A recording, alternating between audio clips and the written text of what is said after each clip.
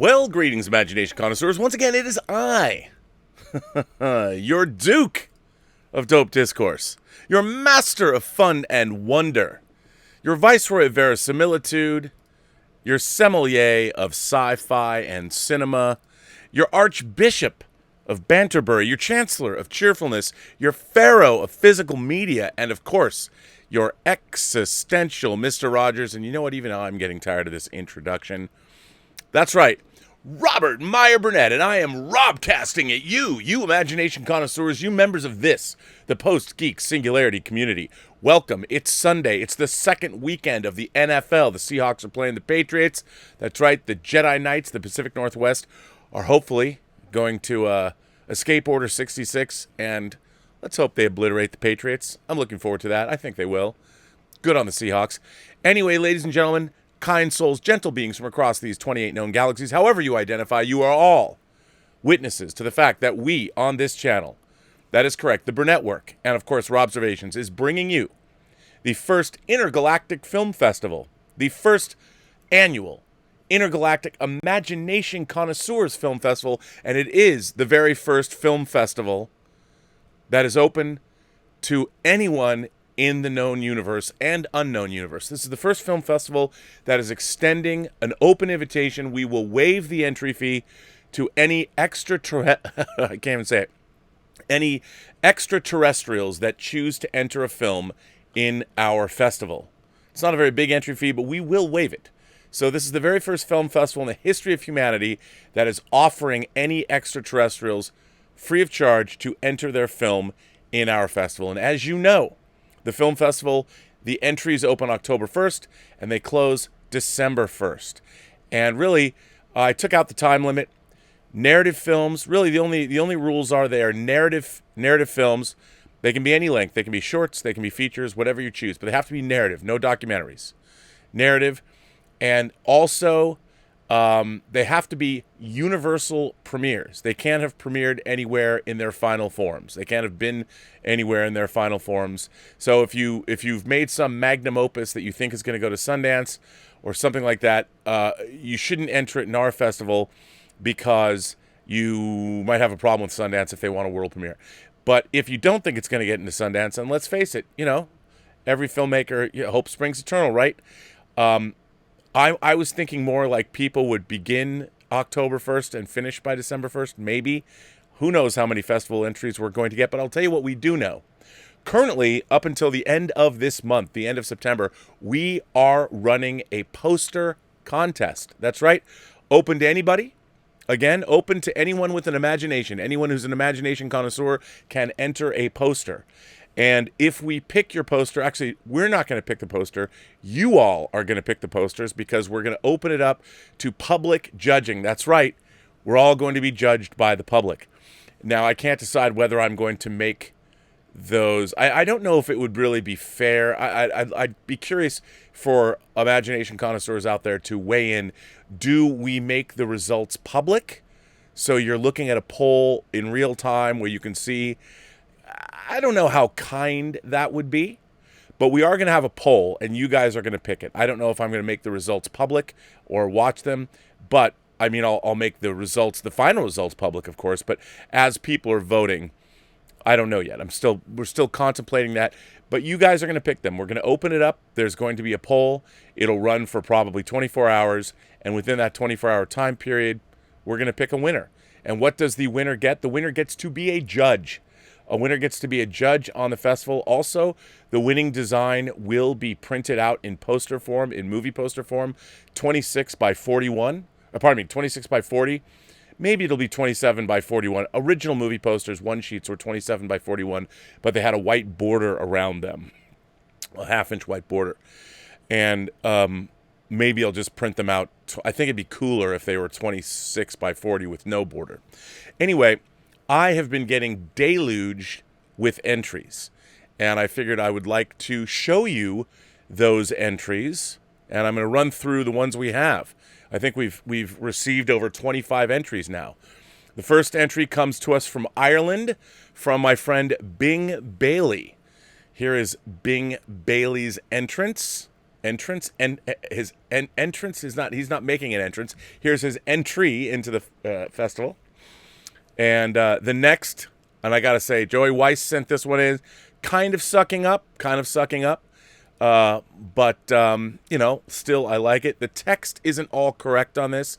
There is a video on our YouTube channel. It's the header video, and the actual text that we want on the poster is there. So the posters are as much a graphic design job as anything else.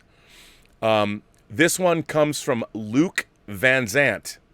This is from Luke Van Zant.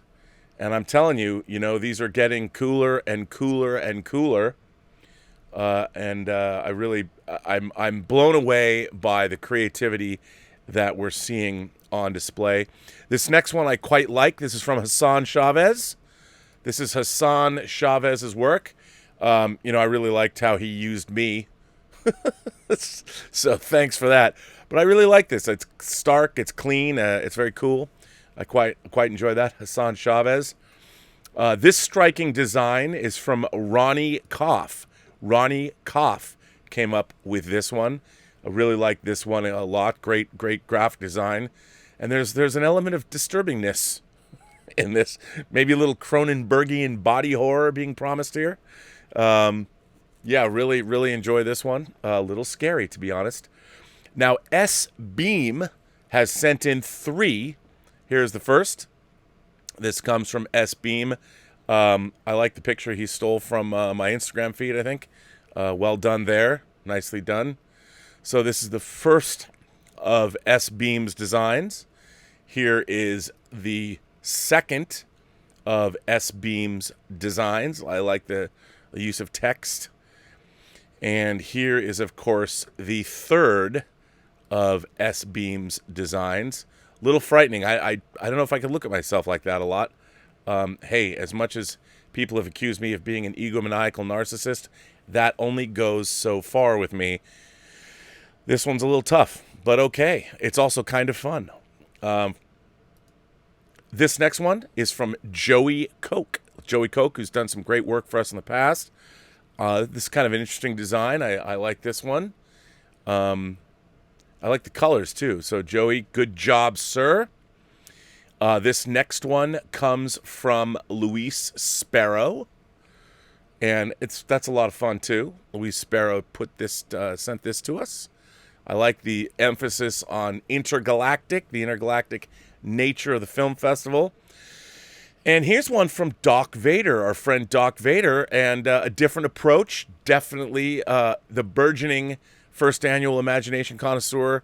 This is I like this. It takes me back to my roots as a young kid learning how. I mean, who didn't make these kinds of doodles when they were younger? I really like this idea. I think it's a lot of fun. So there's 11 different designs, and we're very excited. Now, we have laurels to give out. We're not going to give out these laurels, but these were designed. Obviously, we can't use copyright material, but everybody who enters film festivals gets laurels. We're making our own laurels.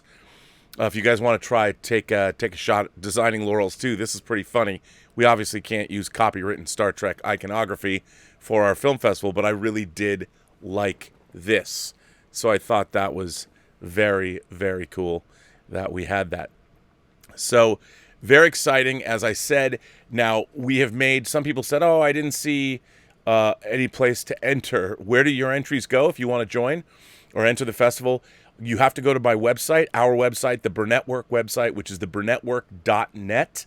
That's also where you'll be able to get the film festival entry films, where you'll be able to enter your film and get the forms. The entry form is on the website, and it will be. But you can enter the poster contest, and basically the top right, there's actually a dedicated link to enter your poster. Now, if you've sent me a poster, but you didn't send it through that link, you sent it to me via Twitter, or you sent it to me via Facebook, please resend it to the website. That's the Burnettwork.net, and go through the official entry. That way it just allows us to keep everything straight, so we have everything in one place. So that's pretty exciting. Very exciting. Hope all you Imagination Connoisseurs join in the fun. As I said, I'm pretty blown away by. I just made this up, and like a little less than a week later, we're having a film festival. Now, I don't know if we're going to get any films for our film festival. That's up to you. I mean, maybe we won't. I don't know. I do know that our Dieter Bastian and Patrick Keller are working on their sequel, The Secret Exchange 2, Broken Promises. I'm hoping that we can lead off our entries with that, but who knows when you're going to finish a film. Finishing a film is tough. But instead of a 24-hour film festival, we're kind of having a 2-month film festival. So it's going to be interesting to see what we get between October 1st and December 1st. I think the entry fee is probably going to be between $20 and $25 to get in. I know it might seem a little steep, but it's all coming back because we're giving cash prizes. We're going to print posters. We're going to do all kinds of things. We might even make a program. I don't know. It depends how many people are interested. I don't know yet. I don't know what's going to happen. But maybe we won't get any entries. I don't know. We'll see. It's up to you. Well, ladies and gentlemen, interesting things have been coming my way. When people tell me about Star Trek, I hear all about it. Now, there's a lot of rumors. A lot of people talk about things that are happening, things that aren't happening. Star Trek is getting made. Kurtzman's getting fired. Who knows? I don't really follow any of that stuff. I follow the YouTubers that do follow that stuff, but I don't. I wait until things come out in the trades before any entertainment news. The only time I ever believe it is if it's in Hollywood Reporter, Variety, or Deadline. It's kind of like, what Fred Ward said in The Player, that the rumors are always true.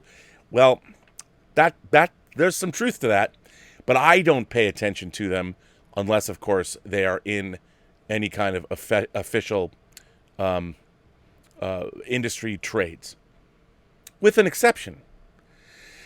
There are actually industry sites that you can go to find out the reality of things, like if there's crew that's been hired for a show, or if you can go to the different guilds if you're a member, such as SAG-AFTRA here in the States. There's the equivalent in Canada, and you can find out everything that's casting or things that are going into production. They're listed. You can find things out that are listed. And one of the things that I just was curious, the Directors Guild of Canada, Ontario, on their site, has a list of, ladies and gentlemen, crew that has been hired for Star Trek Strange New Worlds. That's right, crew. So these people have been hired, money is being spent, and from what I hear, I guess the art department goes to work next week on set. And how do I know this? Well, according to the Directors Guild of Canada, here's the crew list for Strange New Worlds Season 1. Now, I don't look these people up and bother them, but this is publicly available information. You can go get this information. I didn't go get this information. I went and got it. It's there. So here is basically the art department has been hired, and they do because, as people know, the first job I ever had in the industry was art department. I was an art department PA. I was working for production designer Mick Strawn on Leatherface, Texas Chainsaw Massacre 3. And the art department comes in way before anybody else because they have to build everything. And the sets, I don't know if they're going to repurpose sets they've had or build new sets from scratch. I don't know. But obviously, with the Star Trek show, they have to build everything. Sure, maybe you can get, you can get computer scanners if you need to put scanners on the bridge of the Enterprise like they did for Star Trek 09. That you bought off the counter, okay. But for the most part, a Star Trek show, you got to fabricate everything. So Strange New Worlds is going into production. At least crew has been hired to build sets. I would say that when the tap is flowing, that's a good thing. I'm actually looking forward to the Strange New Worlds series. Again, my objection to modern Star Trek is, well, it's not really canonical, but I like the actors, can't stand the writing, really don't like the visual effects, don't like the design work. But maybe this time, well, after Discovery and Picard, maybe the third time will be the charm. It's all about the writing for me. So hopefully Strange New Worlds might be happening. Now, in addition to that, the first time I heard about this was, well, yesterday. I was contacted by somebody that asked me if I knew what the Odyssey of Khan is. And I was told that the Odyssey of Khan has sides. Now, sides are script pages that are being distributed to casting directors, agencies, and they are looking specifically for British, Indian, and Pakistani actors, which makes sense because if you know Space Seed, Khan Noonien Singh that Ricardo Montalban played, and then also Benedict Cumberbatch, but was Benedict Cumberbatch really playing Khan Noonien Singh or a different derivation of that? I don't know. It made no sense to me. But the real Khan, Ricardo Montalban, Khan Noonien Singh was a Sikh. You know, he was genetically engineered, but he was a Sikh. And a show that I did a couple months back that CBS actually blocked worldwide, I did a review of Nicholas Meyer's proposed Khan miniseries. That's right. Nicholas Meyer, the writer-director of Star Trek II, The Wrath of Khan, and, of course, the man who created the scenario, because even though Jack Sowers has screenplay credit, Nicholas Meyer rewrote the entire screenplay for Star Trek II in a couple of weeks, and they filmed his script. So, Nicholas Meyer, the whole idea of what happened on SETI Alpha 5 and all of that, it came from Jack Sowers, but I really think it was Nicholas Meyer who came up with all that. So, Nicholas Meyer, for those of you who don't know, wrote a 3-part, it was going to be a miniseries called, and the title has in fact been registered by CBS. The title of this proposed miniseries is Star Trek SETI Alpha 5.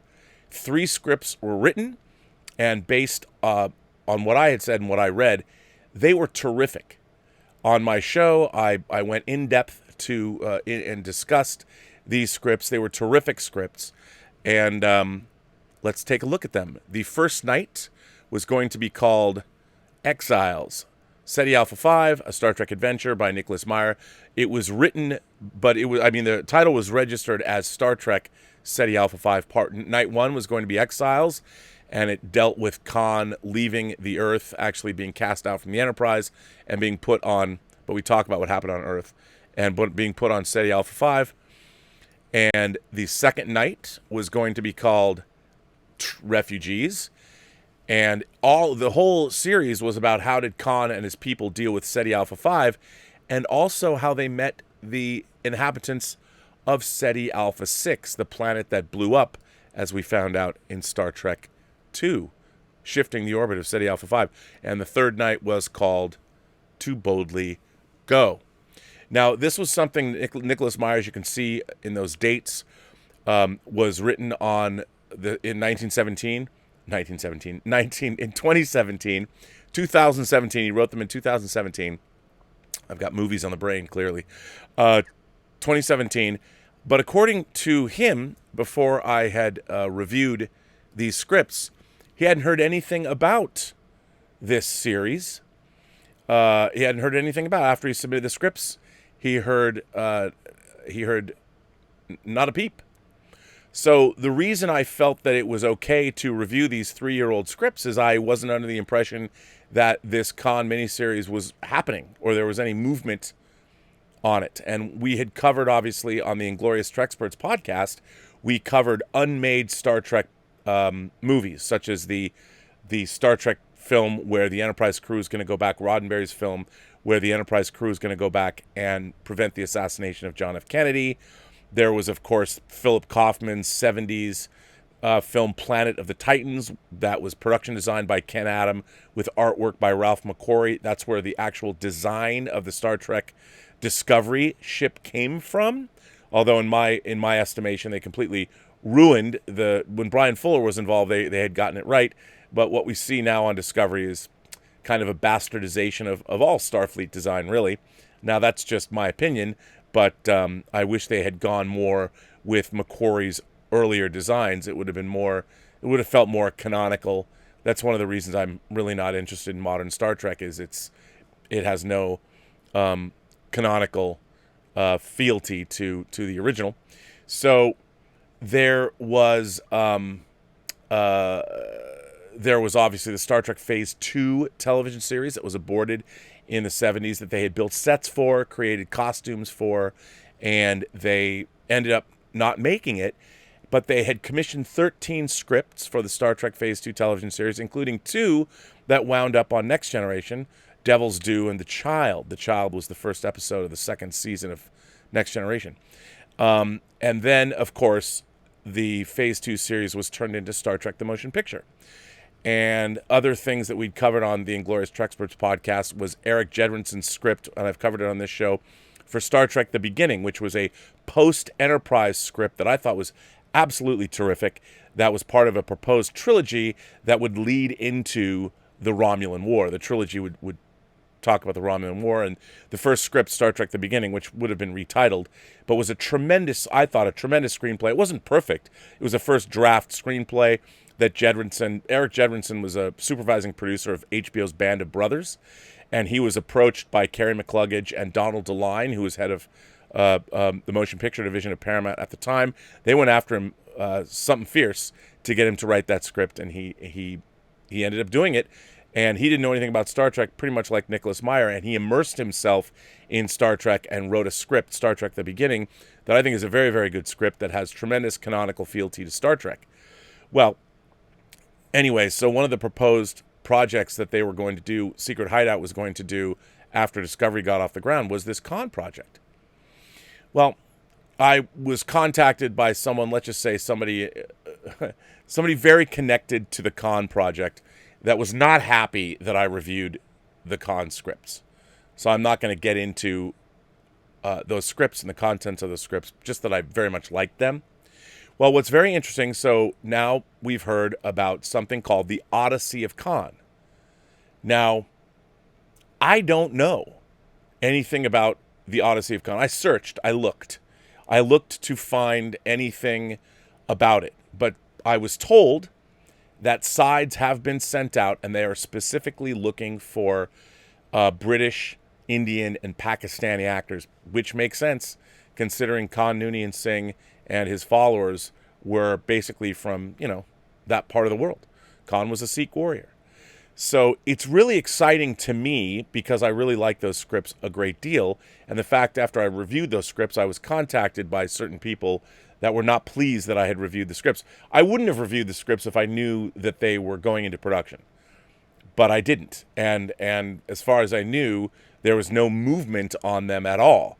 And the way you can tell if there is, when crew starts to get hired, you start to hear about it. It's usually reported in the trades in some way, shape, or form, because that would be a big deal. It'd be a big deal. Well, so far, I could not find, as of today, I couldn't find any verification that anything called the Odyssey of Khan is being made. But in my mind, there's only one thing it could be. Look, calling something Star Trek SETI Alpha 5, for the layperson, they're not going to know. They're not going to know. You have to remember that they find Khan on SETI Alpha 5 in Star Trek II, The Wrath of Khan, and they marooned him there in Space Seed in the 66-67 season. Remember, the audience that they're going for right now, yeah, they want to court the old audience, but they're trying to create new fans. And I think people know who Khan is from pop culture, but I actually think for a Khan miniseries, calling something The Odyssey of Khan, Star Trek The Odyssey of Khan, I like that title. I think it's good. I think it's something that it's redolent. Odyssey conjures up, the Odyssey, which is obviously one of the great stories of our time, the Odyssey and the Iliad, but also modern audiences remember what's the best use of the word Odyssey? Well, people don't tell me the starship at the end of season 2 of Deep Space Nine, the Galaxy-class starship, the Odyssey, that gets pummeled and destroyed by the Jemadar's suicide run. I know you canonical Star Trek fans are going to say that. No, you know what I mean. What I'm talking about here, what's up? Stanley Kubrick's great 2001: A Space Odyssey. And so the idea, obviously, Nicholas Meyer is a very literary-minded man, and I think changing the title to The Odyssey of Khan, I think it's great. But that's the only thing it could be, right? If they're truly moving forward, the great thing about this miniseries was the script was terrific, but it all takes place on a planet. So there is visual effects involved, but not many. I mean, sure, you're going to have to shoot on location, but it's, as far as an epic science fiction show, I think I would equate it to something like Lost in Space, for instance, what they were doing with Lost in Space in the second season of Netflix's Lost in Space. I thought it was really interesting, and that's what this show would be. It would be a terrestrial, not on Earth, but it'd be an extraterrestrial show, but it would be something that was definitely manageable. And I really thought the scripts were great. Again, I can't tell you what's happening, but the first time I ever heard of anything called the Odyssey of Khan was yesterday, and I was told that there are sides going out, and the person that told me this, their information is checked out in the past. So I'm curious. I'm very curious. I sent out some exploratory emails to find out if, in fact, this miniseries is going forward. If it is, and if it is the Nicholas Meyer scripts that I reported on, I would say, to my mind, it's the most exciting development in Star Trek in a long time. The scripts were, I thought, excellent, and they weren't just great Star Trek scripts, but they were great science fiction. And we're getting some great sci-fi now, so I'm really excited that we may be getting Nicholas Meyer's Khan. I mean, it might not be Nicholas Meyer. Remember, he did write the second episode of Star Trek Discovery, The Battle of the Binary Stars, and then in the final version, his name doesn't even appear on it. So you never know. I also heard the name Kirsten Beyer bandied about in relation to this project. Again, I don't know, but it's interesting. It's interesting.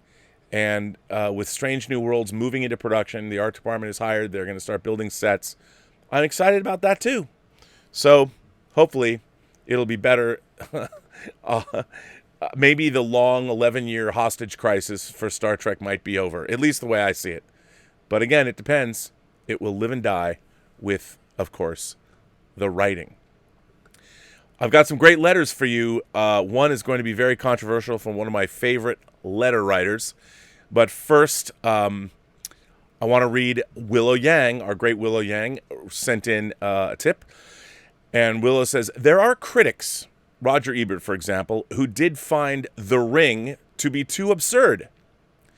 There are a ton of American films, though, that are absolutely ridiculous. Tusk and Yoga Hosers? What kind of drugs was Kevin Smith on when he came up with the idea? Okay, what Willow is referring to is there was a great letter that I feel people have said you should have read all that letter. We had a great letter from an Imagination Connoisseur about Asian cinema, but there were so many different names. I personally was frustrated reading that because I hate mispronouncing names. It's kind of a joke that foreign names I don't pronounce well, but it's also, I see it as disrespectful, and it kind of makes me look like an idiot. I should have just used the film names. But, let me just say, based on that letter, because I love my Asian cinema, I did pick up this.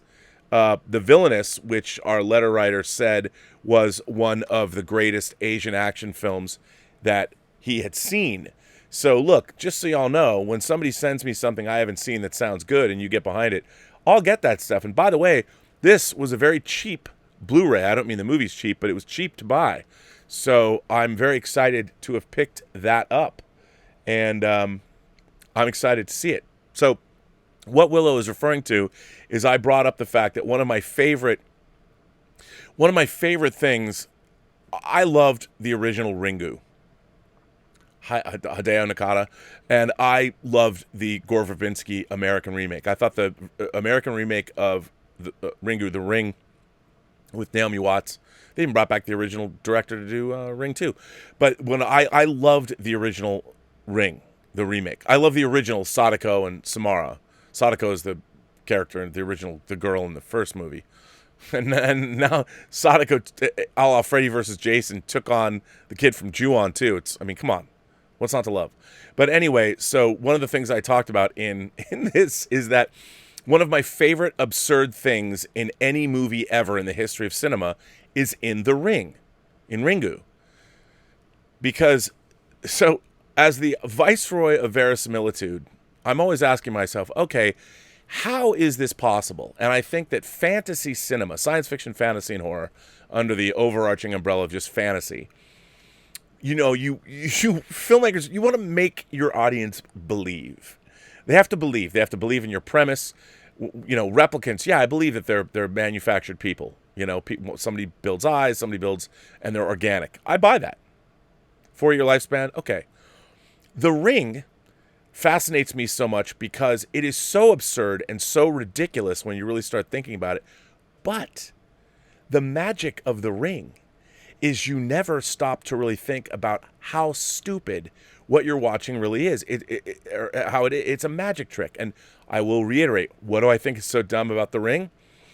Well, first of all, does it bother me that some crazy demonic kid who's been horribly abused and thrown in wells because she's evil or whatever, does it bother me that she can project an image that is somehow saved on a videotape?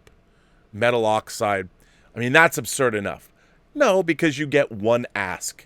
Whenever you're making a science fiction, fantasy, or horror film, you get one ask that the audience has to believe in. King Kong. Do you believe that an ape could be that big?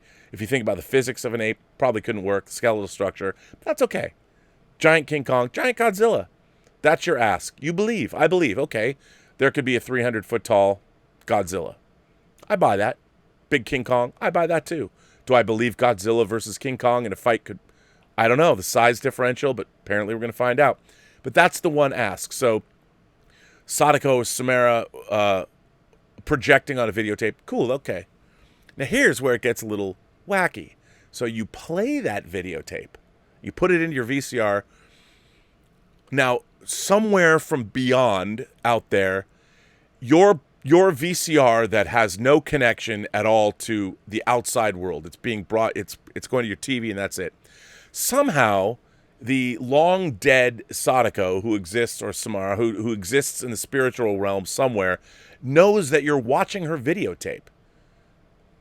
How does that work? Like, I guess because she projected information onto a iron oxide or whatever tape, that somehow, now that she's dead, but somewhere in the afterlife or in hell, there's some beeping indicator that comes up. Someone's watching your tape. Well, that's one thing. And then, of course, she's able to call you on a landline. Hey, this is Sadako. She knows. And so not only does she know you watched her tape, she knows where you live. Apparently that comes with, and this was back in the late 90s, early aughts with the remake. So the technology wasn't even where it is now, 20 years ago. So her somehow psychic switchboard allows her to connect to your phone line. So she's got a phone. Somehow she's connected into your phone line. She calls you up, and she says 7 days, which means you've got 7 days before you don't know what. So apparently wherever she is, with her weird psychic phone and all that, she suddenly has a stopwatch. So she then knows where you're going to be. You don't even have to be in front of the TV that you watched the original tape on. And I mean, and then after 7 days, she crawls out of your TV, but she's really kind of half of a TV signal and comes and gets you. You know what? Completely ridiculous. Don't care. This is why I love Asian cinema. For whatever reason, can a sunken battleship that's at the bottom of the ocean be refurbished and turned into a spaceship with a wave motion engine and a wave motion gun, travel to Iskandar to get the Cosmo DNA to fix the Earth that the Gamelons have bombed into nuclear fire or whatever? Yes, they can. Can a locomotive, can a train be on space train tracks? Yes, they can. Matsumoto Leiji can make you believe. So does The Ring. Anyway, so that's what Willow is referring to. I don't think that The Ring is absurd the same way that Tusk and Yoga Hosers are. I think Yoga Hosers and Tusk are more based on fantasy comedy sketches that they've taken to a different level. I think that's very different than what you see in movies like The Ring and Ju-on. Willow goes on to say, I do think, and other people have stated it before, that Asian horror films are better at creating atmosphere and creepy imagery than relying on blood and gore for thrills. I totally agree with you, Willow. I completely agree with that. Because I'll tell you, there is something that's inherent in Asian culture that we don't have in America. And the idea that your ancestors are always looking out. They're up there, man. They're up there, or they're all around you. And if something goes pear-shaped in a house and some horrible murder happens or somebody dies and there's a curse put on the house, it doesn't go away. And there's something, we don't really have that in the United States. I mean, we have ghosts and things, and usually it's like, yes, there was something tragic and the ghost needs to be avenged. But the ghost needs to be avenged, and it's usually something tragic that happened to the ghost. What I like about Asian horror is that if you fuck up, those ghosts are unmerciful. They will come and get you. It's not about them trying to find justice necessarily. They don't get justice. You know, their justice is to keep coming after anybody. And it's I really like that. Now I'm going to zip ahead because I didn't read Willow's yesterday, so I'm jumping up. So John is here. John is here, and his father Carmelo, I think. John says, do you think that Kurtzman could be rewriting the Nicholas Meyer scripts? It just seems too good to be true that they'd leave them alone as written with the way modern Star Trek is. Well, John, yes, I do. I think they probably did rewrite those, and I wouldn't be surprised if Nicholas Meyer either only gets story credit or whatever, because let's face it, it ain't show friends, it's show business. And the people that are currently working on Star Trek, Nicholas Meyer didn't even get a screen credit while he was working with Brian Fuller. Brian Fuller brought Nicholas Meyer in. From what I understand, it was Brian Fuller who initially told Nicholas Meyer to maybe revisit, do something with Khan. Nicholas Meyer was removed. He doesn't even get story credit on the Battle of the Binary Stars, which is a script that he actually had sole screenwriting credit on, sole teleplay credit, while Brian Fuller was still there. And they rewrote him. Because remember, in television, or in anywhere, it's not show friends, it's show business. And you want to get money. It's very lucrative to have written a script on a show like Star Trek. So, yeah, I would imagine it would be very interesting to see. We'll find out. Doc Vader sends in a super chat. Doc Vader, who we just saw his, this is Doc Vader's entry into the first annual Intergalactic Imagination Connoisseurs Film Festival. Doc Vader writes in and says, "Hey Rob, my son made the drawing. I just placed the text. He was all excited about it when I told him to make you one. I'll show it to him later. Cheers." Well, Doc Vader, it's always nice to inspire the next generation of Imagination Connoisseurs. Tell your son, well done. What's your son's name? You know what his name is? Genius. That's his name. So tell him thank you for that. So there you go. Yeah. Sister Harrow is here. Sister Harrow is here. Hello, Sister Harrow. How are you? Sister Harrow says, "Hail, Robert. I love your positivity of Star Trek. Me, not so."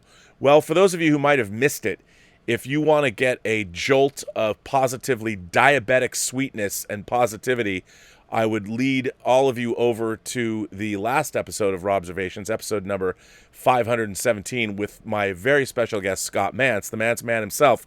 My God, did we wax rhapsodic about our love of Star Trek. It was so much fun to geek out with him. As I've said, you know, to be around Scott Mance in real life, the guy always has such a huge smile, and it's always gleaming white. And I love geeking out with him. I've been geeking out with him for 20 years whenever we see each other, and it was great. And I would advise everyone, every person who watches this channel, go over and subscribe to Scott Mance. Just look him up, Scott, M-A-N-T-Z, Scott Mance.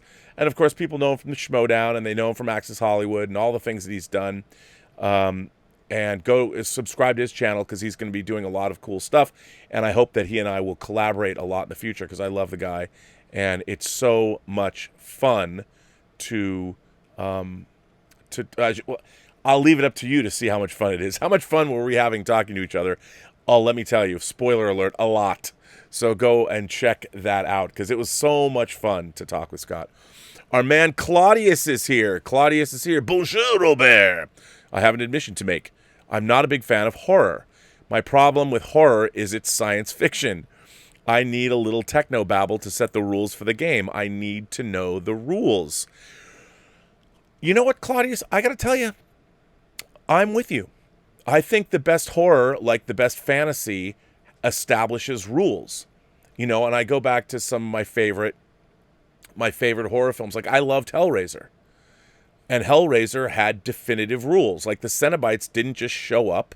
I mean, okay, maybe they stretched those rules a little bit. But if the only way you could run afoul of the Cenobites is if you open the lament configuration. You open the puzzle box, you've opened it because, you want your soul torn apart. So, yeah, and I think that I like horror, anything to do with fantasy and horror, I think works better with rules. Vampires certainly work better with rules. And that's what governs the stories that you can tell. Because if there are no rules in fantasy, science fiction, and horror, it gets boring very quickly. And like great science fiction, that usually there's a lot of rules, usually scientific based. But, there should be mystical rules. How far can magic, like you can't just cast a spell and have it happen around the world. Is magic line of sight? Just like transporter beaming should be. Just saying. But is it line of sight? It should be. The more rules that govern fantasy, the aspects of fantasy that you might have in your project, I think the better off every project is. So I agree with you, Claudius. I agree 100% with that. S Beam is here. He sends in a tip and says, "Hey Rob, let's go back to some of S Beam's work here. Here's one of the posters he sent." And that's a pretty shocking photo of me. But, hey, Rob, I actually took that picture of you from Google Images. I've had fun with these. I'm actually working on a couple of more. Well, I'm glad. I mean, this image is pretty wacky. And that the way you did Intergalactic is very Beastie Boys. Intergalactic. I love that because I love the Beastie Boys. S-Beam also did this one.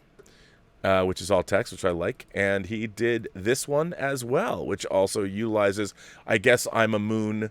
My head is so big that it's a moon. NASA could probably send a mission to my head and land in my hair if this poster is any indication. So I want to thank you for that, S-Beam. Now, I have letters, ladies and gentlemen. I have letters. So why not? You know what? I'm just going to start.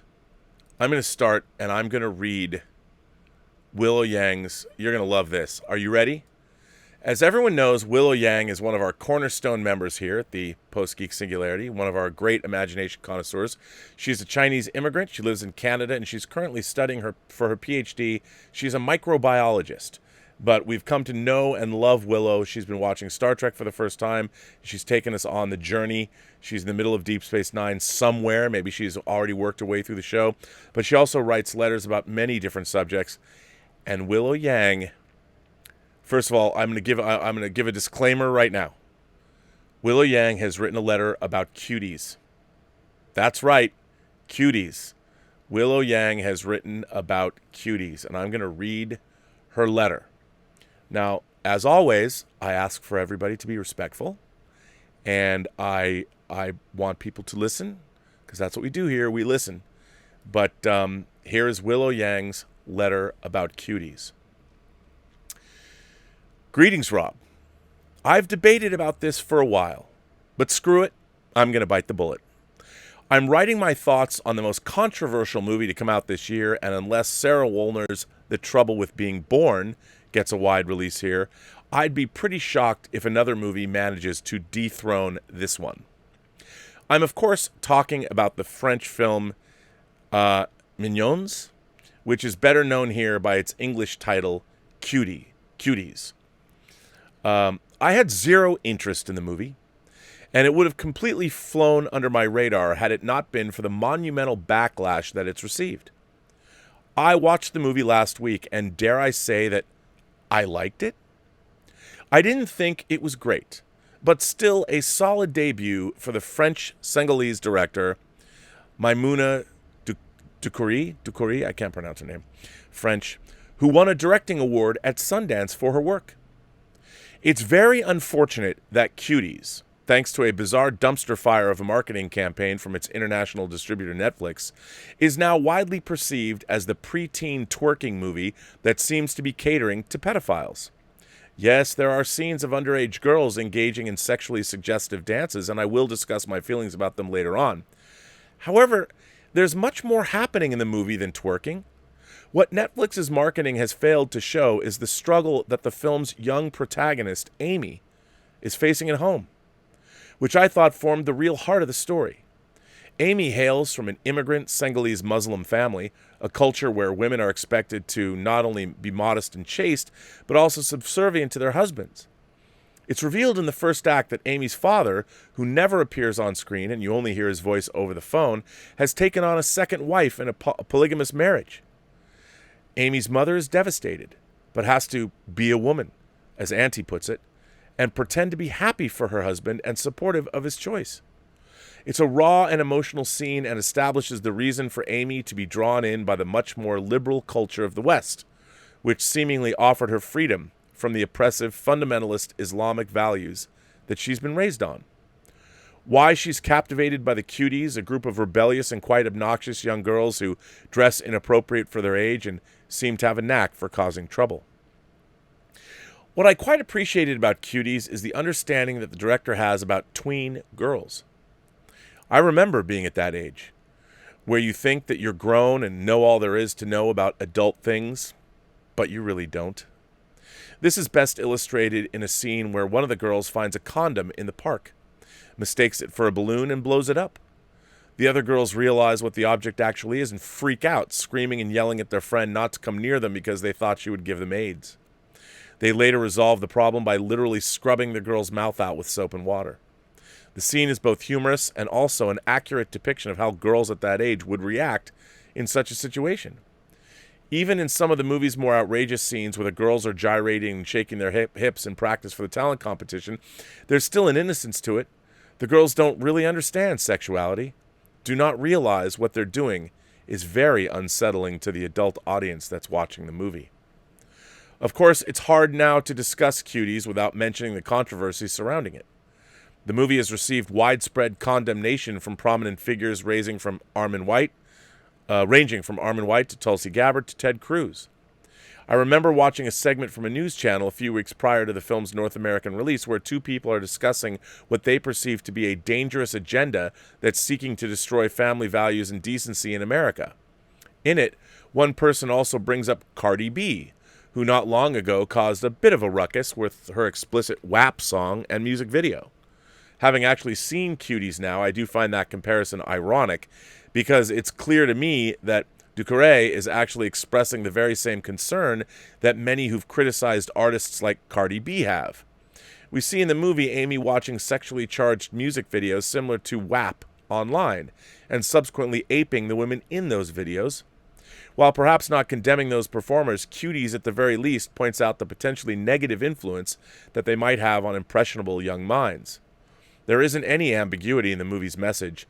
The two extremes that were presented, the conservative fundamentalist Islamic culture, where girls are put in arranged marriages once they've had their first period, and the liberal Western social media culture that pressures young girls to sexualize themselves for the approvals and likes, are both sexist and harmful. In neither culture are children allowed to be just children.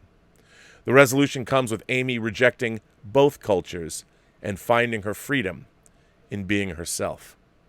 Allociné, the French version of IMDb, appears to be currently the only website that contains fair reviews from the general audience who've actually watched the movie.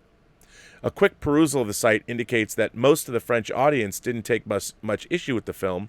However, there are some who question whether criticizing the sexualization of children by sexualizing children and having young actresses dress in skimpy outfits and gyrate on screen is really the right way to go about it. I do think that such criticisms are fair. The film has to tread a fine line between depiction and exploitation, and whether or not it crossed that line is really up for the individual viewers to decide. There is, of course, the final dance number that the girls perform at the talent competition, which is featured on the Netflix poster that's launched 1 million outrage videos. Watching it in the context of the film, however, it's apparent that the scene was meant to make viewers cringe and feel disgusted, to be shouting at the screen for the girls to stop what they're doing. The dance concludes not with applause, but an emotional breakdown from the protagonist. There's another scene, however, that I don't see anyone discuss, probably because it isn't in any of the marketing, and 99% of the people that are riling over the film haven't actually watched it. In it, Amy is confronted by an adult man after he discovers that she had stolen his phone, and she appears to make an attempt to seduce him by starting to undress. The scene culminates with Amy running with the man's phone into a bathroom and using it to take a picture of her private parts and post it onto social media. This is the one scene that, more than the sexualized dancing, made me feel quite uncomfortable, and I do question whether it was necessary. My final criticism of Cuties, and one that doesn't have anything to do with its more controversial aspects, is that I do wish the film could have spent more time on Amy's family. I thought the actress, Maimouna Gray, who portrayed Amy's mother, brought the most emotion and invoked the most sympathy in the film, and I'm also fascinated to know more about Senegalese Muslim culture. Senegalese Muslim culture. While far from being perfect, Cuties is a film that I feel was forged with a lot of passion from the director. I don't get the sense that it was made for shock value, but rather to hold up a mirror to real things that are happening in our society. I'm much older than the girls in the film, but I grew up with the internet, and I was watching porn and reading erotica online by the time I was in the 7th grade. I don't think that I was traumatized in any way from being exposed to a myriad of kinky and deviant sexual acts at a relatively young age, but I did struggle with body image and eating disorders throughout my adolescence. The child contestants that appear in Little Miss Sunshine, dolled up and posing in two-piece bikinis, are real-life veterans of beauty pageants that have taken place in America. Is it not a little disingenuous and hypocritical of us to be having a moral panic over a movie, yet allow the real exploitation of children in those types of competitions, allow reality shows like Dance Moms and Toddlers and Tiaras to run for numerous seasons? Ducourt's work is not beyond reproach, and there is definitely a debate to be had over the manner in which she's breached the subject matter. However, going after a movie that's depicting real, ongoing issues in our society will certainly not resolve those issues. Best regards, Willow. Once again, Willow, knock it out of the park. What a fantastic letter that is. I'm sure that a lot of people are going to have things to say about that. This next one comes from Ozark Matt. Rob, I have an idea for a film analysis Zoom interview with you about my favorite John Carpenter film, Halloween, and its sequel, the television series Kolchak the Night Stalker, and teeny bopper horror flick Terror Train, all of which are set in Illinois. I own them all. Haunted Illinois, Fear and Loathing in the Land of Lincoln with Robert Meyer Burnett and Ozark Matt would explore commonalities found in 70s pop culture cinematic trends, divine deeper meaning and shared motifs and symbolism, and discuss why setting these stories in the Midwest provided an anchor to powerful, memorable horror narratives that continue to resonate. Halloween is timeless to me, Rob. It's a great example of an interesting, organically strong female protagonist without any pretense. The quintessential Midwestern 70s good girl. The verisimilitude draws me in due to such good Steadicam work, etc. I would love to hear your take on Halloween from all expert angles and how groundbreaking the film was. I still feel it's completely underrated, and as a mega Kubrick fan, feel like an almost Stanley rough cut. I think so too. Just take the intro, for example. I have a passion for Carpenter from being a St. Louis native and seeing on-location spots from Escape from New York, which was 85% filmed here, growing up watching it consistently on our local indie TV channel, KPLR Channel 11. We could discuss Kolchak as a whole, or it would be great if you prefer to suggest a definitive episode.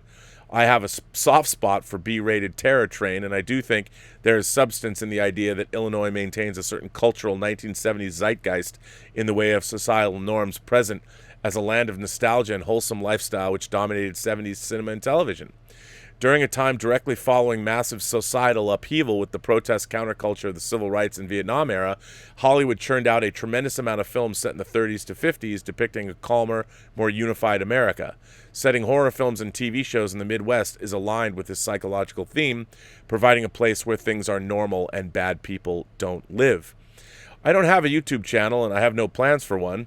This would be a neat opportunity and a one-off for your channel as a thank you to a cool host and such a really nice bunch of people in the chat like the Richard and Omar94. Hope you're safe from these horrible fires. Take care, Ozark Matt. Well, Ozark Mac, that's a really interesting idea. I love the specificity of it. I'd have to go back and revisit Terror Train because I haven't seen it in a long time. And it is on Blu-ray. But I have Kolchak, and I have both Halloween movies. So, yeah. Sounds good to me. I'm in. Let's figure out how we can do that. This one, speaking of Omar94, this one comes from Omar94. Hi, Rob. I just wanted to give a shout-out to Martin Scorsese's Goodfellas as September 19th, 2020, which was yesterday. I didn't go on yesterday, so you were right on time, Omar. I wasn't. As December 19th, 2020 is the film's 30th anniversary as it is released on September 19th, 1990.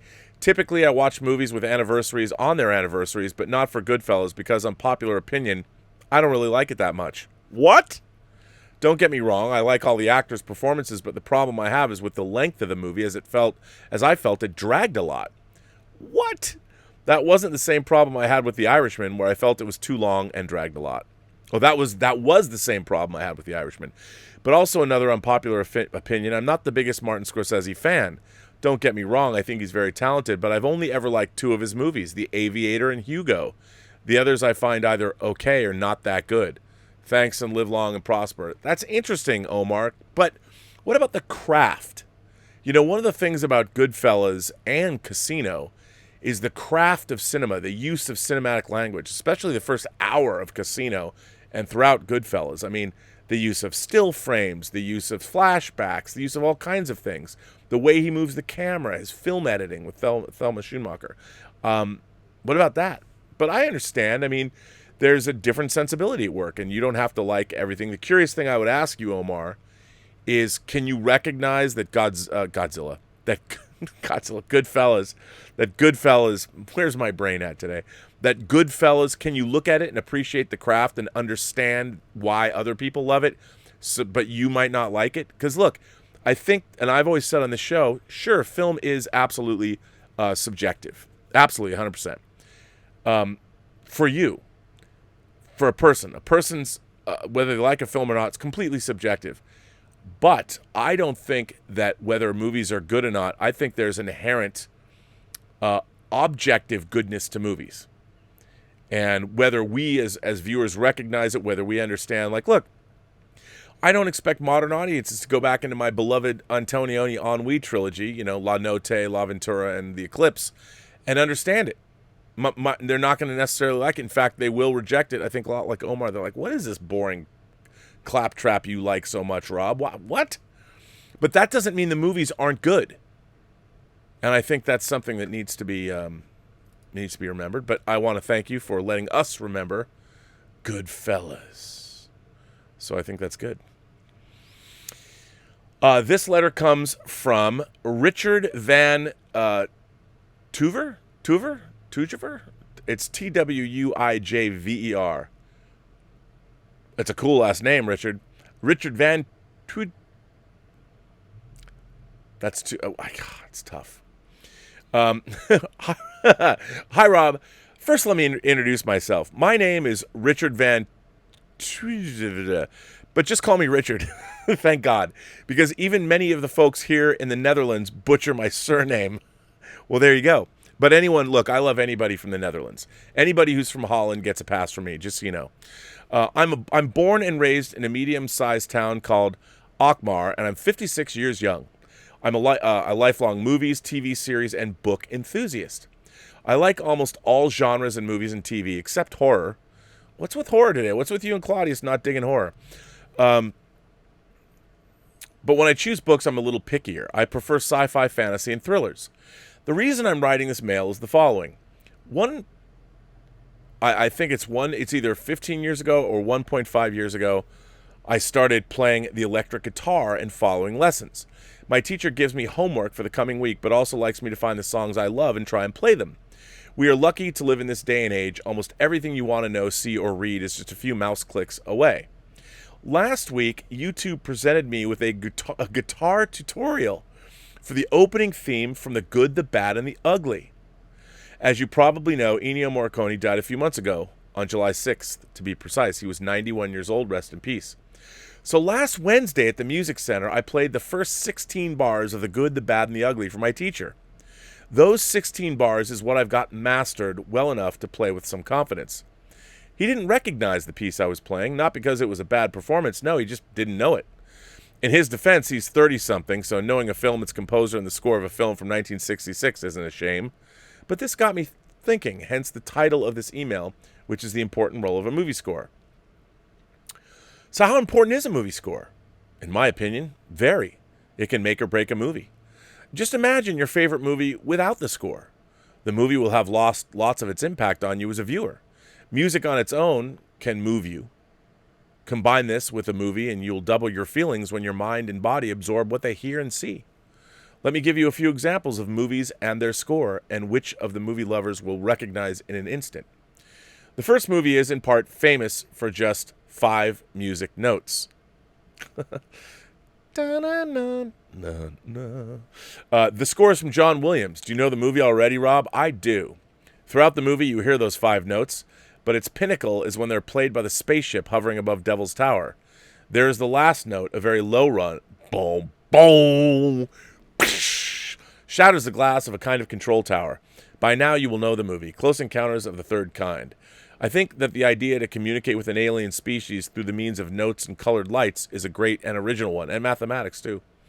On a side note, John Williams is one of my favorite composers regarding movie scores. He made a lot of them over the years. He also gets inspiration from other composers. For example, listen to Mars from Gustav Holst. This is from the album called The Planets. I have it. George Schulte's recording of it too. You will recognize immediately in which movie John Williams used this for his inspiration. This is in no way disrespectful to John Williams. Every artist in some way is inspired by the predecessors, or their predecessors or current artists. Maybe you can invite someone on your show who writes scores. I love the one yesterday with Scott Bantz. Do more of that, please. Another favorite of mine is Highlander with the excellent score of Queen. There's a scene, a flashback. Connor McLeod remembers the days with his first lover and wife, Heather, played by Beattie Edney. In this flashback, you see the love between the two and how Heather, through the years, gets older and older while Connor doesn't age. During this scene, you hear the song, Who Wants to Live Forever? The music and lyrics enhance the scene in a beautiful manner. Whenever I hear this song, I see those two lovers and how sad it made Connor to have lost her. It makes me somewhat sad. A last example, almost. The Matrix Reloaded. All over, I like the score, but there's a scene that I'll always remember. This is the chase on the freeway because it's awesome. This is a fast-paced scene with the music to enhance it. I believe, by the way, if memory serves, that piece of music is both Don Davis and Juno Reactor, and I think it's called Mona Lisa Overdrive. Mona Lisa Overdrive was also the title of a book by William Gibson. And what does Mona Lisa Overdrive mean? Female orgasm. That's right. You put a woman into Mona Lisa Overdrive, preferably with your tongue at a 45 to 120 beats per minute and a 45-degree angle. And, well, never mind. I won't get into that. I won't give away all my secrets. The Matrix Reloaded. All over, I like the score, but there's a scene that I'll always remember. This is the chase in the freeway. This is a fast-paced scene with music to enhance it. The music gets your heart pumping faster and the adrenaline flowing. The music is in sync with the scene and gives it a lot more impact. A few short ones. Jaws, everybody remembers those notes. The Fifth Element, when the diva sings. One of your favorites, Rob, the Bond movies. Every single one has very distinct opening themes. Back to the Future, when Marty plays Johnny B. Good. So far, my short take on the role of a movie score, Rob. I'd like to hear your own take on the importance of a movie score. What are some of your favorites? And do you have composers you think of in a class of their own? Thanks for reading this email. Hope my English was good enough to get my thoughts across. Pretty good, pretty good. I love to listen and watch you on Robservations. Your knowledge and love of movies is something I greatly appreciate. Greetings from, Grotaboss 1964. In English, Big Boss 1964. My nickname in the chat. Well, if Big Boss 1964 is there, hello, Big Boss. Let's hope everybody is there. Kind regards, Richard Van TWU IJVER. Richard, live long and prosper. Well, thank you. Listen, I think a music score is essential to the success of a movie because you know what music is? Music is sort of bottled emotion. I mean, you hear a piece of music, you immediately have some kind of emotional response to it. It's either it gets you hyped up, it can make you melancholy, it can make you sad, it can make you excited. And I think a music score that works in tandem, as you said, with not just the visuals of the movie, but the story itself. Fantastic. I mean, some of my favorite. You talk about John Williams using the score for the Gustav Holst's The Planets. Listen to Eric if you ever wanted to hear. If you want to, here's an interesting exercise. There's an Eric Korngold score called King's Row. It's an old score, fantastic score, but go listen to it and tell me what you don't. Tell me what you hear in the score for King's Road. There's an excellent piece that I tweeted yesterday about the piece Time, Hans Zimmer's Time in Inception, and how that piece of music that I love, but how very similar pieces of that music appear in other places. And sometimes done by Hans Zimmer's frequent collaborators, sometimes by Hans Zimmer himself. Check that out. It's very, very interesting. Some of my favorite composers, obviously, I love Jerry Goldsmith.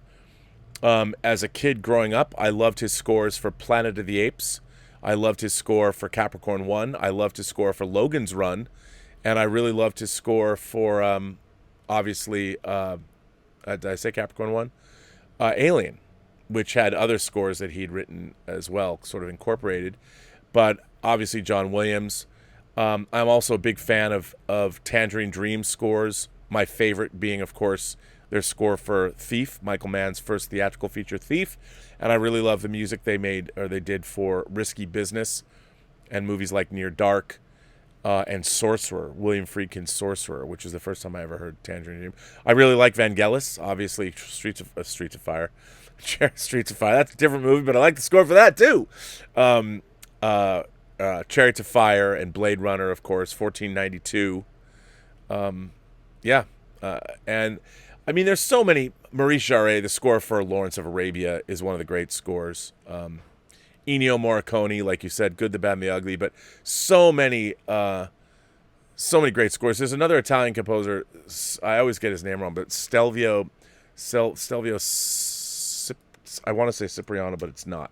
I'm going to give you his Stelvios.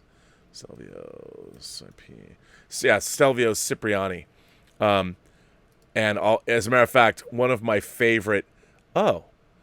Here's the video. If you want to hear a cool piece of music that I can never get enough of, that's it right there. But I can't play it because I'll get demonetized. I don't want that to happen because that would truly be a bad thing. So here it is. Here is Stelvio Cipriani. Listen to this piece of music. It's one of my favorite things ever. Actually, this is edited. You should see the actual piece in the movie. Femina Rides the Laughing Woman. It's a great thriller. So that's just some of the music that I like. But there's Christopher Young's score for Hellraiser. The score for the Shawshank Redemption is so terrific. Think about Brian Eno's Prophecy theme from Dune. And I have a Spotify playlist called Soundtracking into the Solar Winds that I just keep adding stuff to. And since you asked about film music, and I'm not saying this is the best music in the world, but it's got stuff. Graham Revell from The Crow soundtrack, Daft Punk's Tron Legacy score, Playground Love by Air, Bernard Herrmann, one of the great music writers of all time, of course, Ryuichi Sakamoto and John Carpenter. The score for Blow Up Herbie Hancock did great scores. George Delarue, amazing. Of course, James Horner, but he copies so many people. Thomas Newman was Shawshank Redemption, obviously. Wojciech Kilar is another one of my who did Dracula and The Ninth Gate. Angelo Badalamenti, Cliff Martinez, another great. Christopher Frank, obviously. Jan Tiersen, who did the score for Amelie. John Barry, obviously. I'm just going through and looking at the different names in here. Michael Giacchino is somebody new. Bear McCreary, who I really like. Marvin Hamlish. Clint Mansell, Alan Silvestri, so many good people. John Scott's theme for the Final Countdown.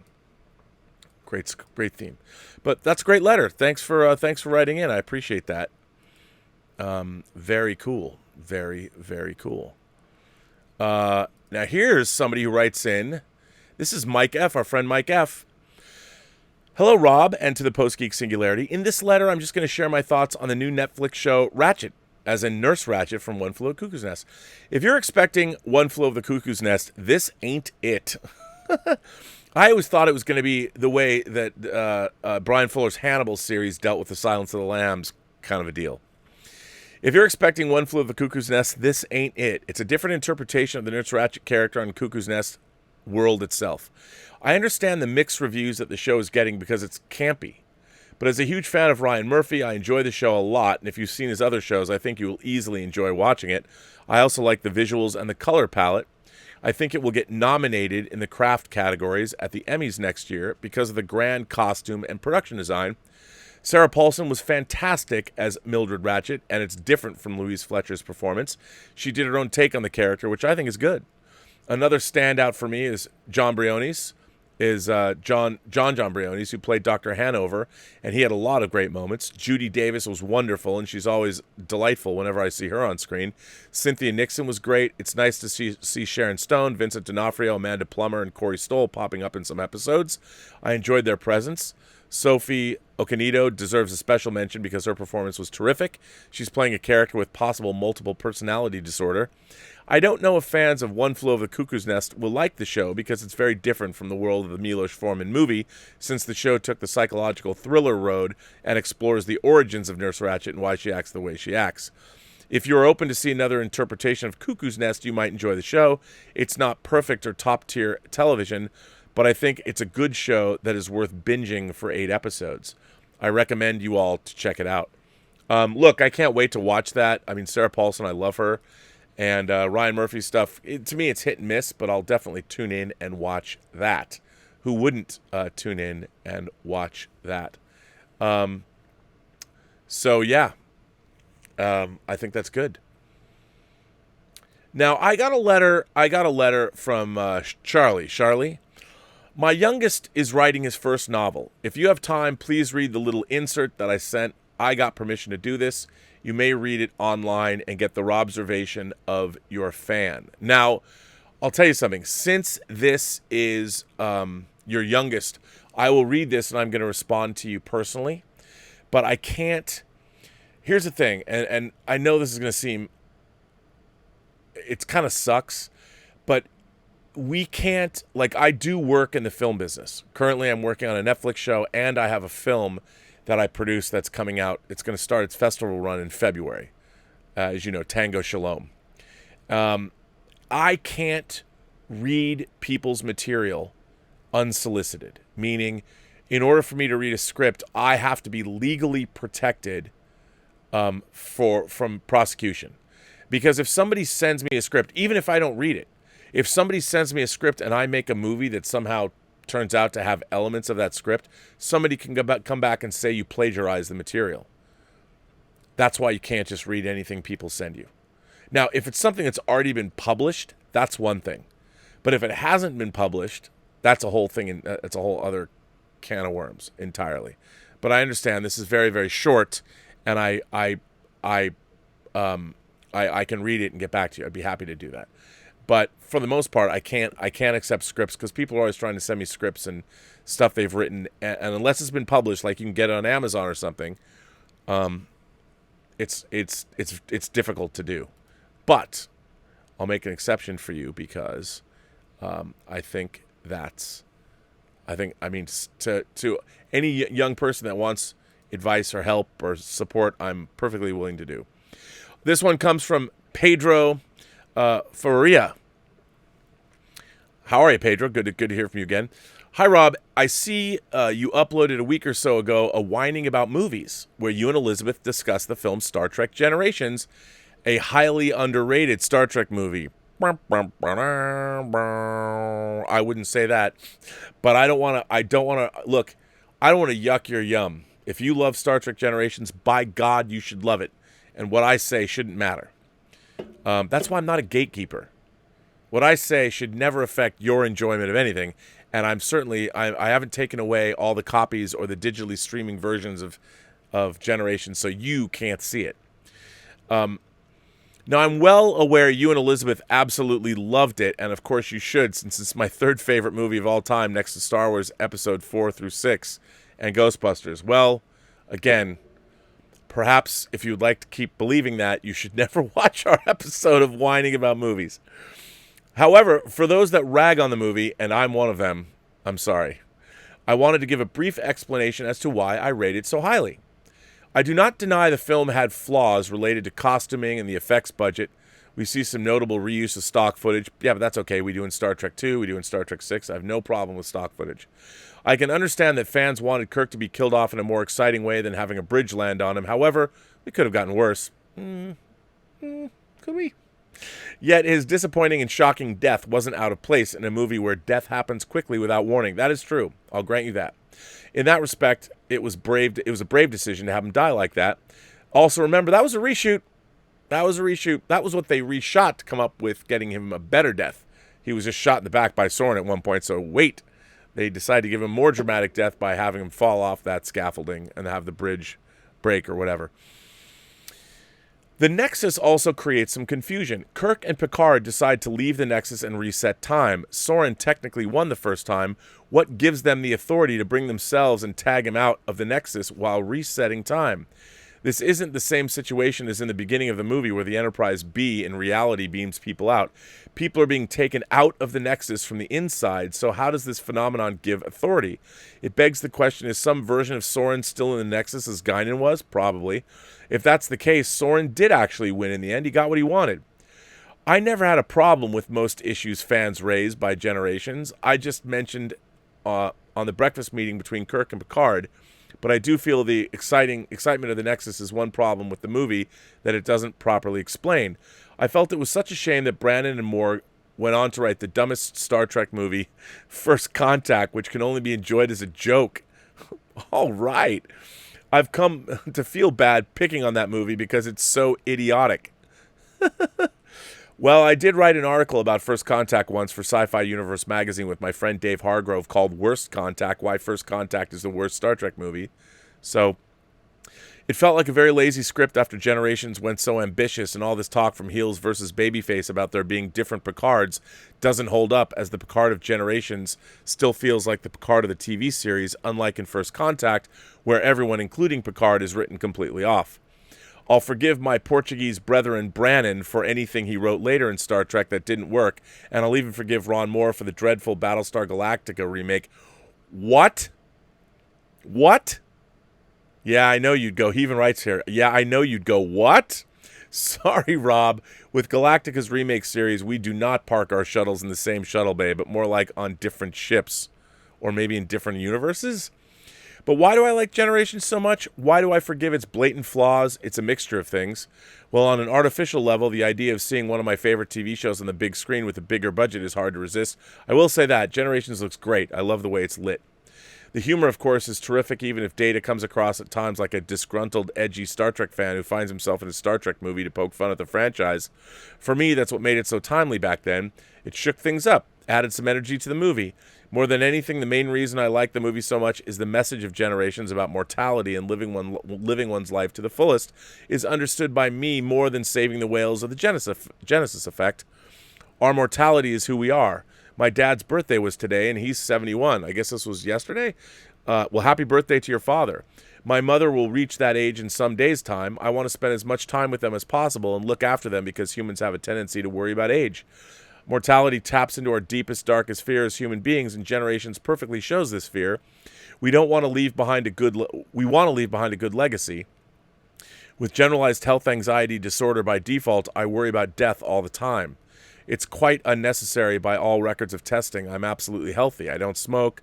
I don't do drugs. I don't drink alcohol. I do need more sleep and exercise, though, and less social media.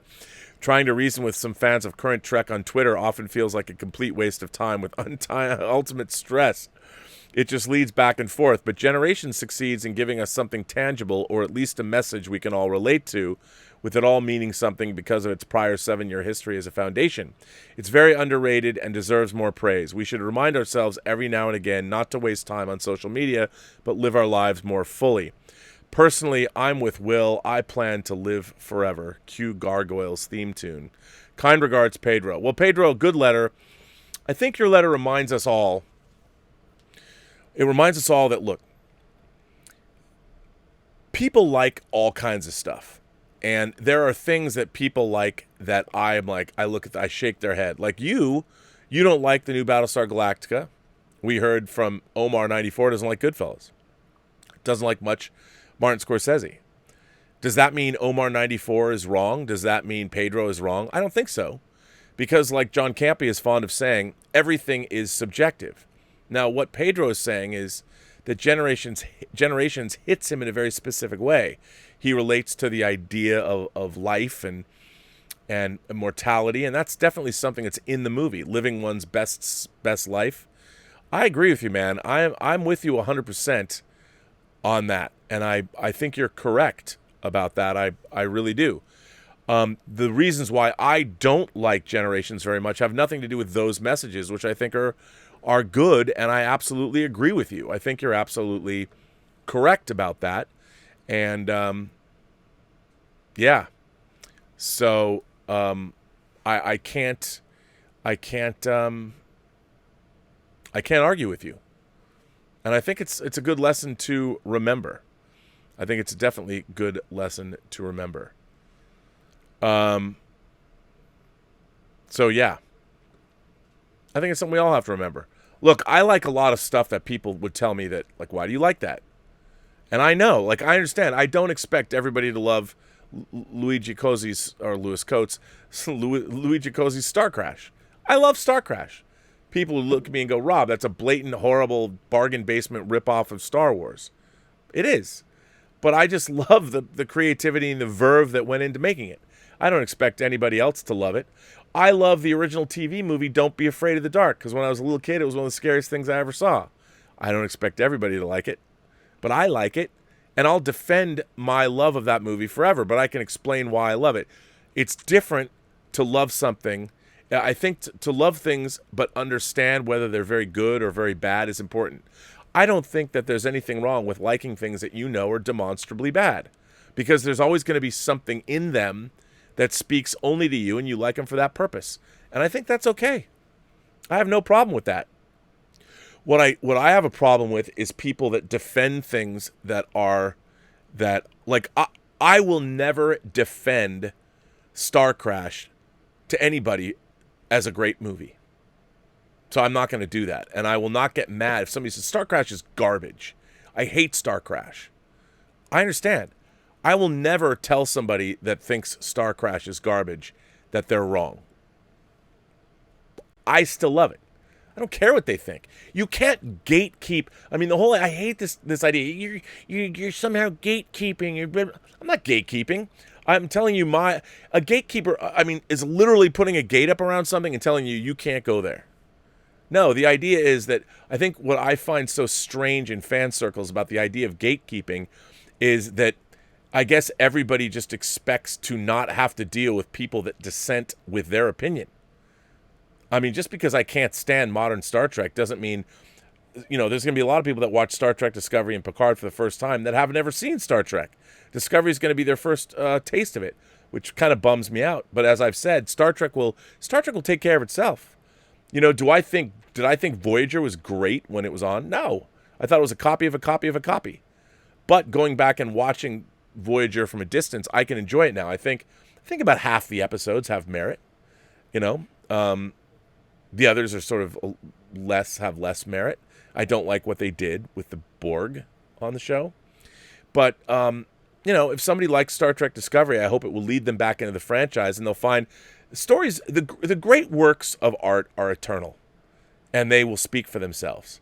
You don't necessarily. I mean, yes, styles, fashions, beliefs change, but I think the great works of art, they speak for themselves. And you don't have to worry I can't keep you or prevent you from watching anything you like, and nor would I want to. Just the same way I wouldn't want you.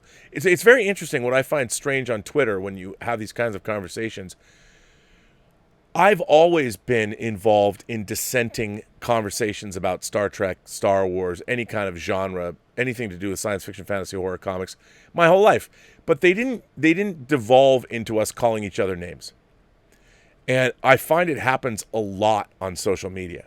People come after me and say, really, I let it roll off me, but I don't understand why everyone is so quick to go to personal attacks over opinions.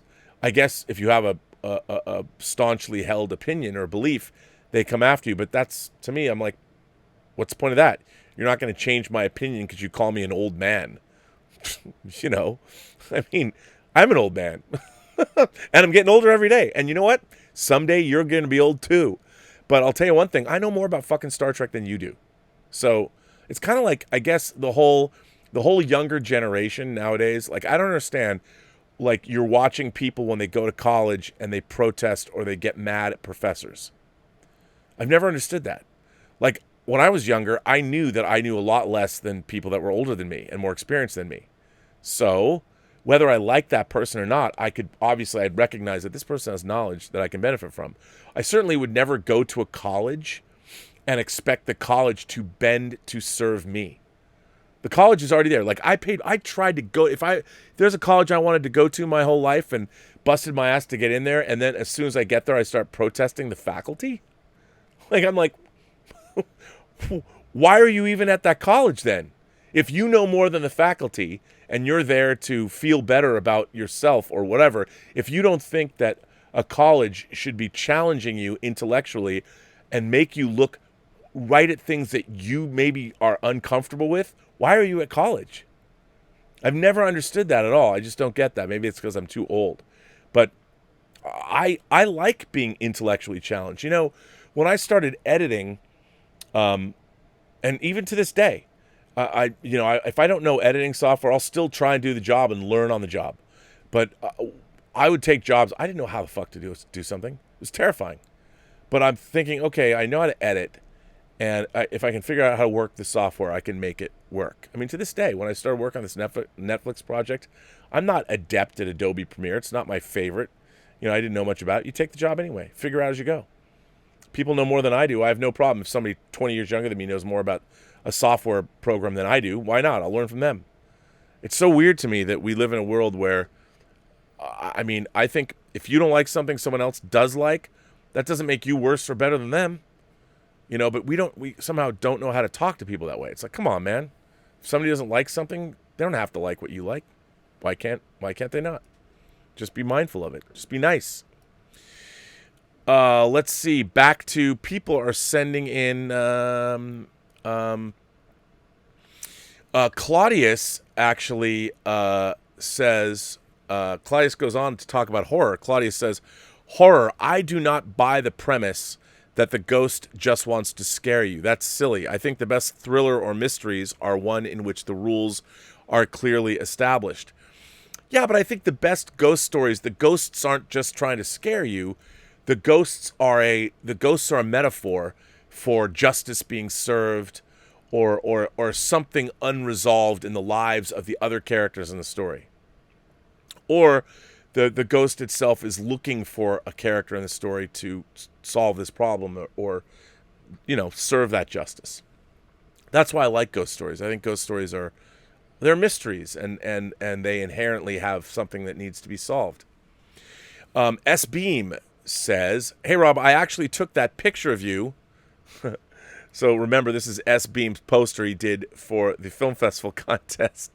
I actually took that picture of you from Google Images, and I've had fun with working on them. Oh, you already said that. I'm sorry.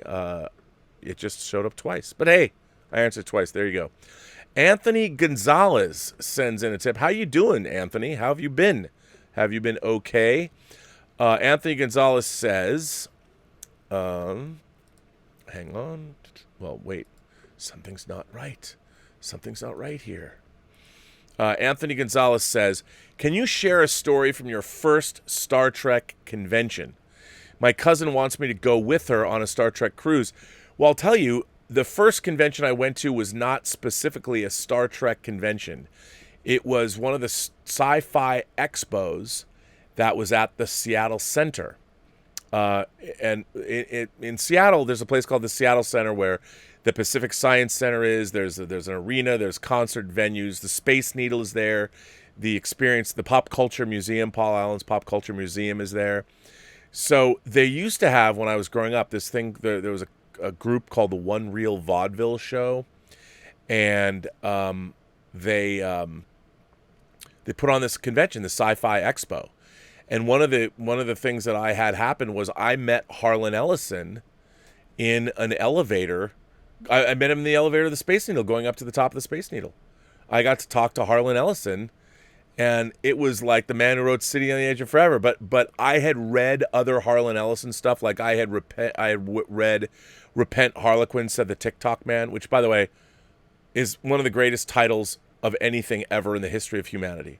Repent, Harlequin, said the TikTok Man. Come on. But I got to meet Harlan Ellison, and it was so great. And I think when you go to these conventions, I've never been on a Trek cruise, but I imagine you're on a cruise ship. So the best conventions, to me, are the conventions where the guests are just hanging out. And some of the most fun that I've ever had at conventions was, there's a convention, I haven't been there in 12 years, but called Convergence, that was in Minneapolis. And it was one of the best fan-run conventions I've ever been to. They invited me there. I want to say they invited me in 2000, then I went back in 2008. But it was so much fun. We just hung out. Everybody hung out. It was so great. And I loved, when you go to a convention, when people invite me to conventions too, especially if I'm the guest of honor or something, or one of the guests of honor, I just like hanging out and meeting everybody. I mean, I'll hang out in the bar and talk to everybody for hours and hours and hours, because I feel, isn't that what you're there for? So I would say that, I mean, that was my story meeting Harlan Ellison. He was very nice to me, because I was a kid. And I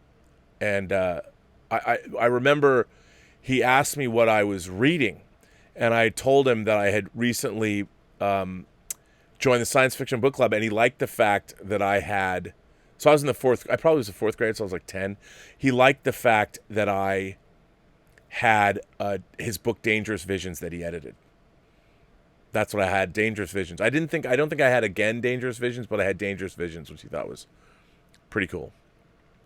LCDR Claudius goes on to say, Mance, by the way, Rob, I loved your interview with Scott Mance. That was pure, unadulterated Colombian dilithium crystal, Phoenix Force level, forged in Mount Doom geekdom. I loved it. Yeah, I have to tell you, that was super uber geeky, and I loved it. I loved it too. I mean, what's funny about that is, when you have your whole life been a geek, and I think that there's something to be said. Scott Mance and I are pretty similar in our ages. Geekdom has changed a great deal. And I always say that the demarcation point is Star Wars. And I think in a way it really kind of is, because Star Wars was the first time that anything that was part of geek culture mainstreamed out.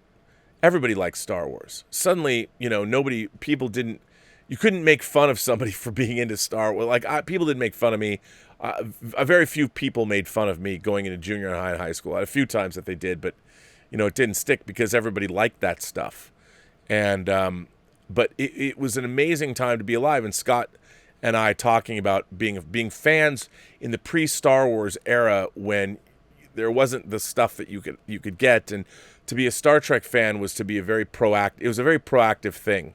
So it was fun to talk to Scott about that, because a lot of modern fans just don't understand. They don't get it, because when you've grown up in a world where you have everything, it's hard to imagine a world where you didn't have anything. So Greg Smith, one of our moderators, my old friend Greg Smith, is here. Greg Smith says, "Hi, Rob. Just a note to say that 42 years ago today, we got our first look at the live-action Boba Fett in a small parade north of San Francisco. Wow. 2 years later, I made my first Boba Fett costume at age 12.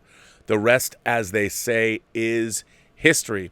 For those of you who are interested, you can go into the Burnettwork and find Robservations #1, which is actually a documentary piece where I go and visit Greg Smith, and he takes us through his cosplay of Boba Fett and Rebel Pilot from The Force Awakens, and he also shows us his 1-to-1 scale land speeder he built from Star Wars. Pretty amazing. Pretty amazing. John comes back and sends in a tip and says, I was so happy to see you and Scott Mance together yesterday. I subbed to his channel and have enjoyed the content so far. I do hope you collaborate further. Speaking of your collaborations, which channel will The Prisoner 6 of 1 be on if Az is up to it? It's Az's turn to host. And for those of you who don't know what John is talking about, Az, or as we know him, Heel versus Babyface, on both Twitter and on YouTube. His channel, Heel versus Babyface. Great channel. I really like Az a lot. He's in England, and we've been doing a review series where we cover The Prisoner, the TV series, the 50-year-old Prisoner TV series. Well, now it's older than 50 years old. But so please join us where we're going through each episode in our own order and reviewing them.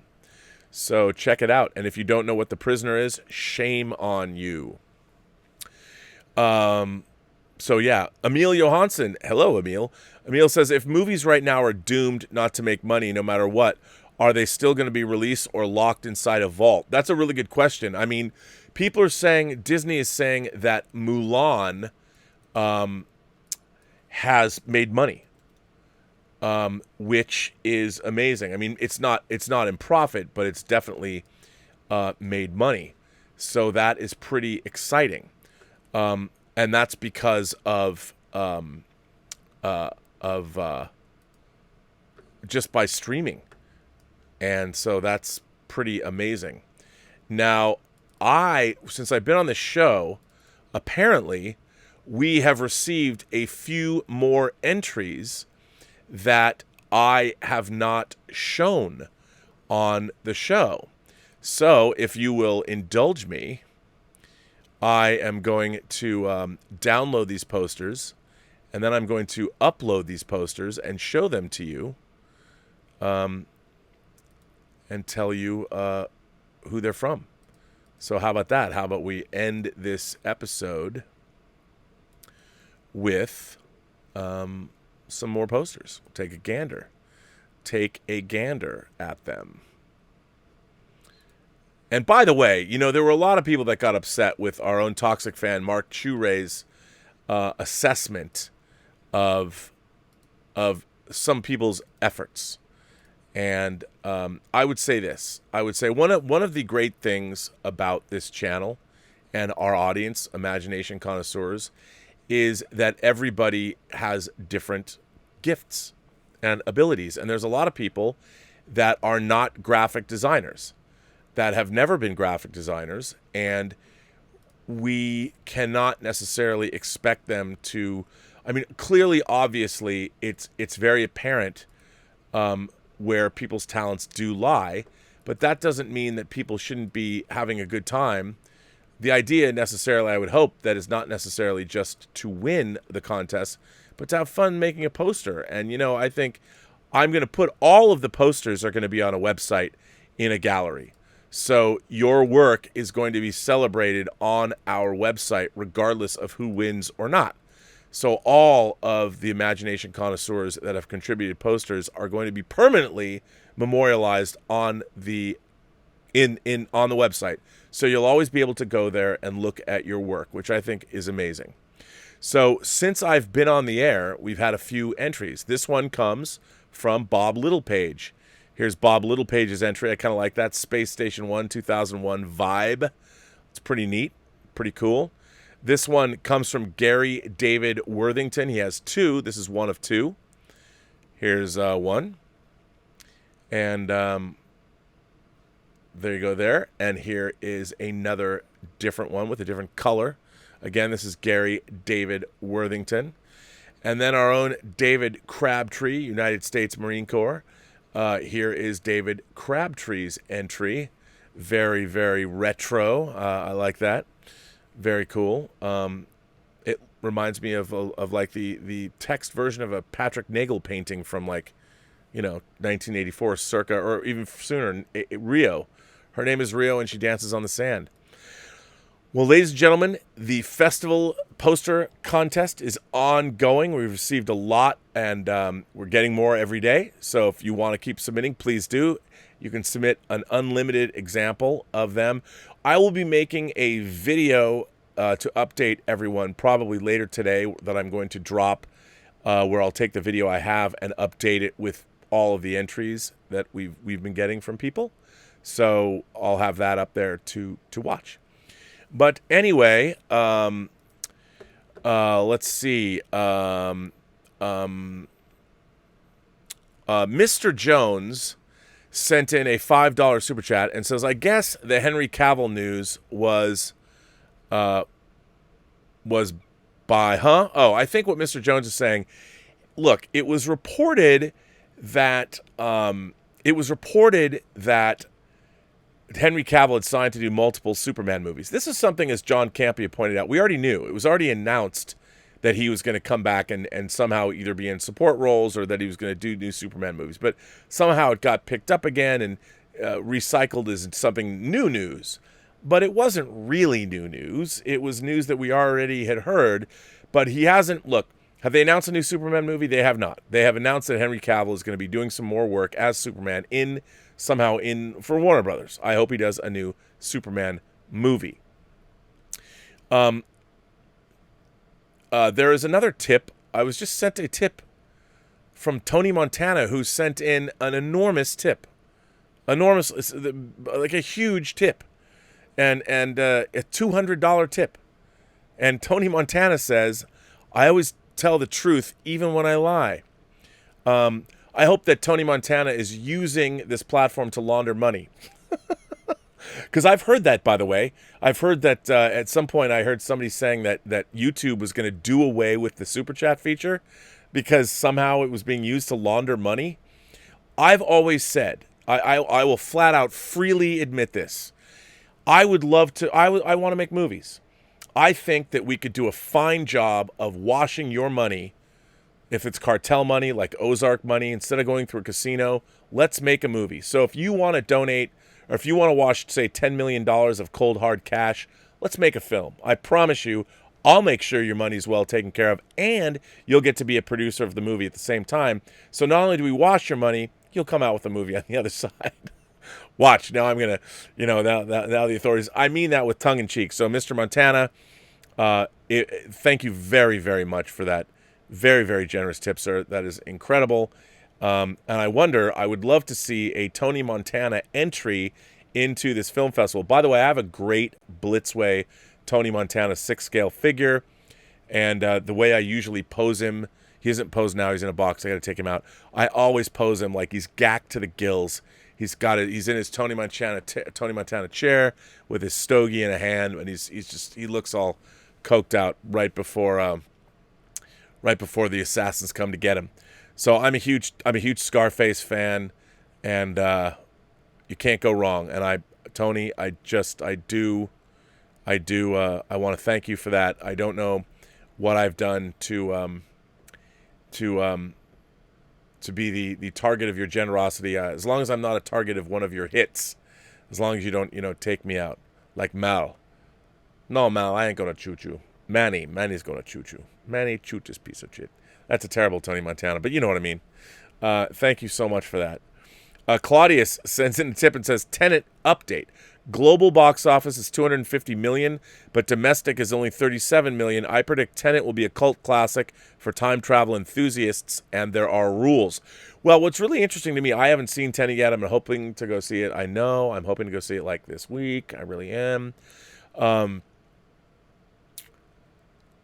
The thing about Tenet is, because nothing's opening, it's going to play for a while. It might have legs. Now, $250 million after this couple weeks, even though our domestic box office is $37 million. Domestic box office is anemic. It is anemic. But as we open up more, hopefully things will get better. But $250 million, it's not a complete disaster. So, but remember, Warner Brothers, Christopher Nolan has like a 20% first dollar gross. And Warner Brothers takes half of that, but still, Not a bad chunk of change. Anyway, again, I want movies to succeed. I love movies, and I want to keep going to the movies. I want to spend the rest of my life going to the movies. You know what? I mean, if ever I was so infirm, you know, I instead of like being like what the Eskimos would do, like somebody going out on an ice floe and just waiting to die, I would probably go to my favorite IMAX theater and get monumentally hammered and sit by myself, and knowing that I was suffering from terminal cancer, I'd want to be sitting in my favorite IMAX theater, just drink myself a la Leaving Las Vegas to death almost, and then take like a mouthful of sleeping pills while listening to a thunderous sound system and watching something in IMAX. And that would be my equivalent of going out on an ice floe waiting to die, or going off into the wilderness. But the problem with that is I wouldn't want to be a burden to somebody else, so that would probably not be the best way to go out. But I'd be thinking about it. I mean, I could think of no other, because I just don't want to be lying in a bed somewhere. That would suck. You know, I don't ever want to be bedridden. I want to be able to go to the movies, and I feel like I can't, and I hate that. I haven't seen a movie in a movie theater since February. It's September. It's crazy. But I want to thank everybody. I want to thank everybody for supporting the channel. Thank you very much. There's a lot of new subscribers, and I think we're going to get a lot more new subscribers. I thank everybody for joining into the party, and I think it's fantastic. The channel's growing. We are, I can't believe this, but we are, well, let me tell you exactly. As everyone knows, when we get to have 30,000 subscribers, the lovely Elizabeth Gwendolyn Bell, the ace, the arbiter of cinematic excellence, will speak French on the channel, because she speaks French. This is unbelievable. Right now I'm at 29,931 subscribers. 29,931. That means 69 subscribers left. 69 subscribers. And what an appropriate number. I bet Willow and Vesna are just giggling right now. But yes, 69 subscribers left until we get to 30,000 subscribers, and I can't thank you enough there. So, hey, if you haven't subscribed, join in, become a subscriber to this channel, if only so Elizabeth Gwendolyn Bell, tomorrow, when we are going to talk about Vertigo on Whining About Movies. We're going to talk about Vertigo, Hitchcock's Vertigo, on Whining About Movies tomorrow night at 7 o'clock. Whining About Movies brings you Vertigo. You know you want it. And hopefully, if we get over 30,000 subscribers by tomorrow, Elizabeth Gwendolyn Bell will be speaking French, and it will spare you from listening to me butcher people's names in other languages. Well, at least in French, at least on that show. So that's very exciting. Very, very exciting. And, of course, we are mere a couple week and a half away from the opening of the first Intergalactic Imagination Connoisseurs Film Festival. And let me just remind everybody, this is the first film festival, to my knowledge, I could be wrong, because I don't know everything about film festivals that have ever happened in the world, but the first Intergalactic Imagination Connoisseur Film Festival is the first film festival ever that is actively campaigning to get any kind of movies from beyond Earth. So any extraterrestrial entries, we're calling for entries. And by the way, that could be from the spiritual realm. Maybe Sadako, when she's somewhere out there, has been projecting more images onto videotapes. I'm perfectly willing to play one of her tapes. I just want to, I don't know what's going to happen. Maybe if we play it over the internet, it'll overload her. Didn't they do that with one of the later Ring movies or something? You play a video over the internet, and what's she going to do? Go after everybody all at once? I mean, and what about time zones? Does she know time zones? So if we all watch the same Sadako video at the same time, does she go after people in which time zone first? How can she go after everybody? I don't know. It's tough. But again, the first Intergalactic Film Festival, the first Intergalactic Imagination Connoisseurs Film Festival, is hopefully we will get an entry from outer space. That's what we're looking for. But barring that, it's all up to you. You Imagination Connoisseurs can't wait to see what you come up with. And remember, we expect to see all levels, and we are giving out there. We are going to put the semifinalist films all on the web, and they're going to be voted upon, and we are going to be giving out the first award I can announce, of course, is the Sally Field Lifetime Appreciation Award. And the Sally Field Lifetime Appreciation Award will be given to the film that gets the most likes, because we like you. We really like you. The most likes will get a special award, and that will be a cash award. There will be cash prizes and trophies. We're going to make trophies out of the Post-Geek Singularity logo. So, and you've got 2 months, people. So find your friends. If you've ever wanted to make a movie, now is the time. And make a movie for the first annual Intergalactic Imagination Connoisseurs Film Festival. And if you don't want to make a film, make a poster. And again, you've got 10 more days to make a poster. And, who knows what's going to happen? I mean, I'm just going to say, like, look at some of these. I mean, there's some really great graphic design work going on here. I mean, some really cool stuff that it's impressive. I mean, there's a lot of really great work happening. That's just a few of the pieces of work, and it's pretty cool. And I think we have, man, with the entries coming in today, maybe 30 entries, and I can't imagine. I mean, if we ended up, it'll blow me away if we get 50 entries or even 100 entries. So you can enter as many times as you want. I want to thank everybody for generously supporting the channel via super chats and tips. That's always very much appreciated. Apparently now Tony Montana probably wants to kill somebody and wants me to pull the trigger. I'm happy to be your trigger man, Tony. Thank you for that. I want to thank everybody for writing in letters. If you want to write in letters, if you want to share pieces of yourself, I will read them. And you can send them to me at theburnettwork.net.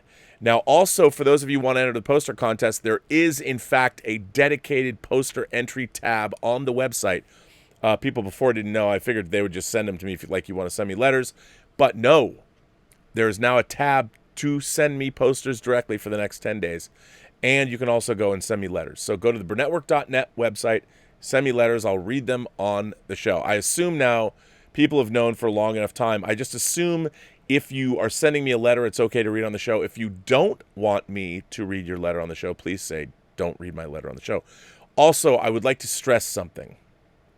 When you are making your films, like the big Hollywood producers do it, you must make sure that safety is paramount importance.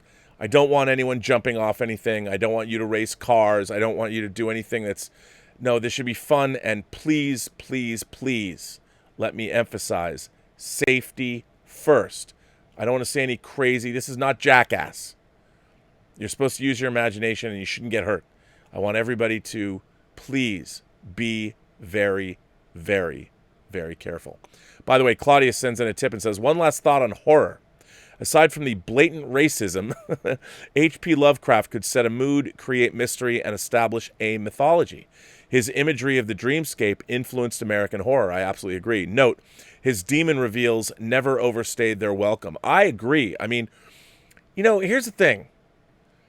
I get it. Back in the day when H.P. Lovecraft was writing stuff, yeah, he was a racist. And being raised a Jew myself, there's a lot of people that hated Jews and still do. I read about them all the time. I've heard from them occasionally, and I heard it when I was growing up. Now, here's the thing. I see racism and homophobia and any of that as being sort of ignorant, because I think anything that will dissuade you, I think the best way that we dissuade ourselves and one another of racism is just meeting people and hanging out and doing things together. And I think the more you travel, the more people that you meet, the more places that you go, those situations will be alleviated. I can still enjoy H.P. Lovecraft's work, even though I know he was a straight up, he didn't even hide it, straight up racist. But like Claudius said, and for Claudius to be able to say this about H.P. Lovecraft, Claudius, if you see him, if you watch our whining about movies that he guested on about Do the Right Thing, you might notice that aside from being a great guy and being in the Air Force and all of these things, you might notice Claudius's skin is darker than mine. So for Claudius to say that he could see beyond his racism, H.P. Lovecraft could set a mood, create mystery, and establish a mythology, I think that's important. That shows we can all evolve as people. you can set aside your differences. That doesn't absolve him of being a racist. But it's kind of nice that, people are straight up. Look, throughout history, there are human beings that always hated other human beings. It's kind of dumb, but it's still going on. It's still going on now. And I think the easiest way to cure that is if people who hate one group of people, just go spend some time with that group of people. I think you'll find that very quickly you'll realize our human race, we all have more in common with one another than not. And remember, we are the human race. There is one race of people on this planet, and that's the human race. All of us are part of the same. I mean, think about it, man. If we can procreate, we're all part of the same race. You could procreate with Cylons, man. So the Cylons weren't really Cylons. I mean, by the time if you could procreate with a Cylon, are they toasters? I don't know. Anyway, I want to thank you all for being here. I want to thank my moderating staff. I want to thank the Richard. I want to thank Joshua Levesque. I want to thank Greg Smith. I want to thank Mr. Derringer is also here. I don't know if anybody else is here. Haynock has been here. Greg Smith has been here. I want to thank Mike Bodden for helping out with everything, making the Burnettwork.net possible. And I want to thank all of you. I will be back on the John Campea show tomorrow. I will be back on Robservations. And tomorrow on Elizaviews, whining about movies, the Ace and I, Elizabeth Gwendolyn Bell, will tackle Hitchcock's Vertigo. And with that, I say, oh, wait a minute. The same human sends in a tip and says, Rob, at one point during the pandemic, I looked into seeing if Las Vegas had a 70mm IMAX. Having already seen Leaving Las Vegas, not being able to contact Elizabeth Shue on social media, and not wanting to tempt fate, I inevitably boycotted that plan. Yes, it's not a good plan. But I do love Leaving Las Vegas, and whenever I watch it, I do think about drinking, which I don't know what that says about me. But the same human, thank you very much. Remember, every person you meet has a story to tell that you have yet to hear. All you have to do is listen. And with that, I say, well, the end of Robservations, episode number 518. Since I made that first video at Greg Smith's house, the first episode of Robservations, which took me like 3 months to do, there's been 518 shows since then. That's crazy. But if you want to meet Greg himself in the flesh, go back and look at that very first episode of Robservations. It's pretty fun to watch, especially if you want to see a grown man and how he makes a Boba Fett costume and builds himself a 1-to-1 scale land speeder, Luke's land speeder from Star Wars. Check it out. And with that, I say, have a better day. And I do say that.